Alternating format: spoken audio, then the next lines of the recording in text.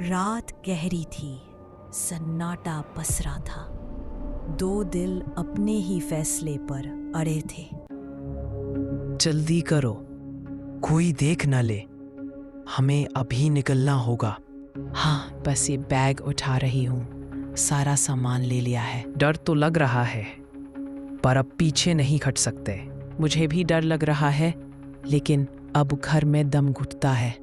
दोनों की आंखों में डर नहीं, आजादी का सपना था। चलो, कोई आ गया तो सब खत्म। चलो भागते हैं। और वो दोनों अंधेरे में गुम हो गए। पीछे रह गया एक बाप का भरोसा।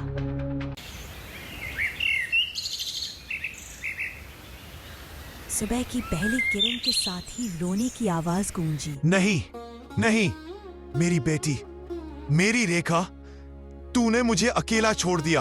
क्या हुआ सोमनाथ भाई? वो चली गई, मेरी बेटी चली गई।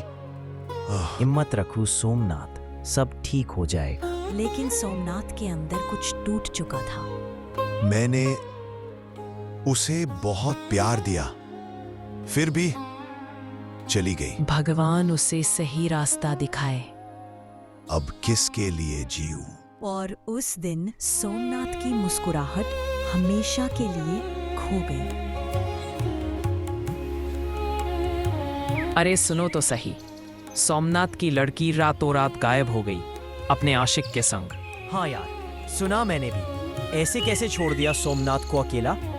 वो तो पूरा गांव का इज्जतदार आदमी है।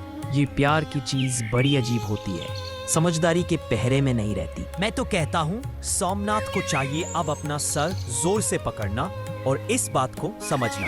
हाँ, पर मैं दुआ करूंगा कि सोमनाथ के दिल को ये घाव जल्दी भर जाए, जिंदगी में फिर से उजाला आए।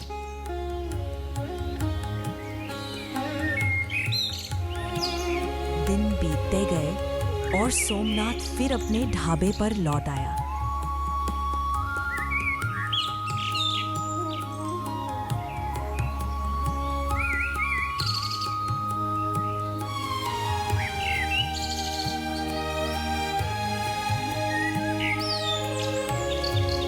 सोमनाथ भाई, वही पुरानी दाल बनाओ, स्वाद वही चाहिए। हाँ जी, अभी लाया बेटा। वो मुस्कुराता था, पर दिल के भीतर खालीपन था। वो हर प्लेट के साथ एक याद परोसता था। तुम्हारा खाना आज भी लाजवाब है। शुक्रिया, बस बेटी का आशीर्वाद है। वक्त चलता गया, पर सोमनाथ वहीं ठहर गया।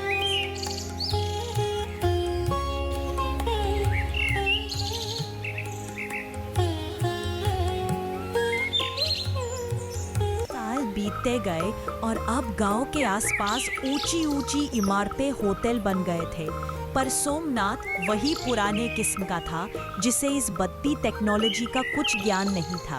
अब लोग पुराने स्वाद भूल गए। अब तो सब ऑनलाइन ऑर्डर करते हैं बाबा। ऑनलाइन? वो क्या होता है बेटा?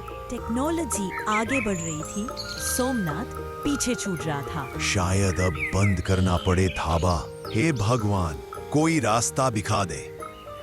और तभी दो नौजवानों की एंट्री होती है। दो युवक कैमरा लिए ढाबे पर पहुंचे, पुराना बोर्ड देखकर रुक गए। अरे देख, कितना पुराना ढाबा है।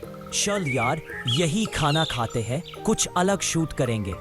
आओ बेटा, क्या खाओगे? जो सबसे अच्छा बनाते हो वही दो। ये है सोमनाथ जी, 40 साल से ढाबा चला रहे हैं। जो बनाता हूँ दिल से बनाता हूँ बेटा। कैमरे में कैद हुआ एक सच्चा इंसान। क्या बात है, ये तो वीडियो में धमाल मचा देगा।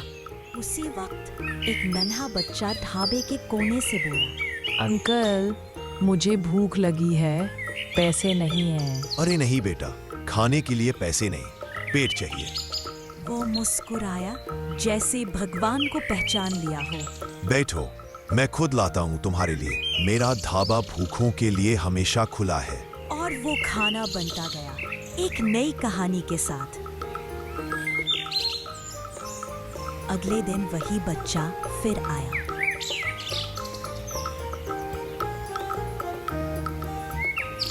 अरे बेटा, फिर आ गए? हाँ अंकल, मैं काम ढूंढ रहा हूँ, कहीं जगह नहीं मिली।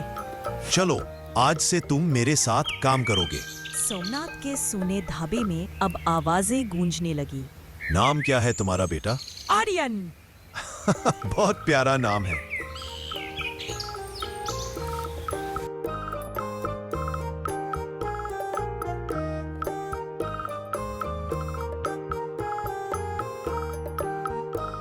कुछ दिनों बाद सोमनाथ को बच्चे में अपनी बेटी की झलक दिखने लगी। आर्यन, तेरी आंखें ठीक वैसी हैं जैसी मेरी रेखा की थीं। तेरी माँ का नाम क्या है बेटा? रेखा। मेरी माँ का नाम रेखा था। सोमनाथ का दिल धड़क उठा। वो नहीं रहे, एक्सीडेंट में चले गए। सोमनाथ के हाथों ने थरथराते हुए एक पुरानी याद को पहचाना। बेटा, ये चेन कहाँ से मिली? माँ ने दी थी, कहा था दादाजी की निशानी है। जैसे बिजली कड़क उठी हो सोमनाथ के भीतर। बेटा, मैं ही तुम्हारा दादा हूँ। क्या सच में? हाँ, तेरी माँ मेरी रेखा थी। दोनों एक दूसरे से लिपट गए, आंसू बह निकले। वक्त ने आखिरकार दो खोए हुए दिलों को मिला दिया। आर्यन, तेरे आने से मेरी जिंदगी में फिर से रोशनी आई है। दादाजी, आपकी बातें मेरी ताकत है। अब हम साथ हैं तो मुश्किल राहें भी आसान होंगी। दादाजी, मैं पढ़ाई में धमाल मचाने वाला हूँ। वे दोनों एक नए सफर की शुरुआत करते हैं उम्मीदों के साथ। अब आर्यन स्कूल जाने के बाद घर पर पढ़ने लगा और अपने दादाजी की उम्मीदों पर खरे उतरने की कोशिश करने लगा।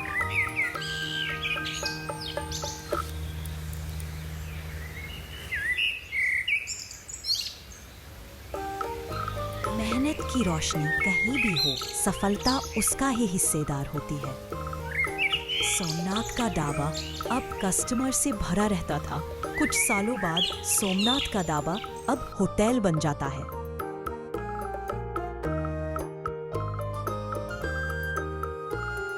दादाजी, आपके सिखाए हुए सबक मेरे जीवन की ताकत है। बेटा, पढ़ाई और काम का संतुलन जरूरी है। मैं अब होटल का हिसाब किताब संभालता हूँ।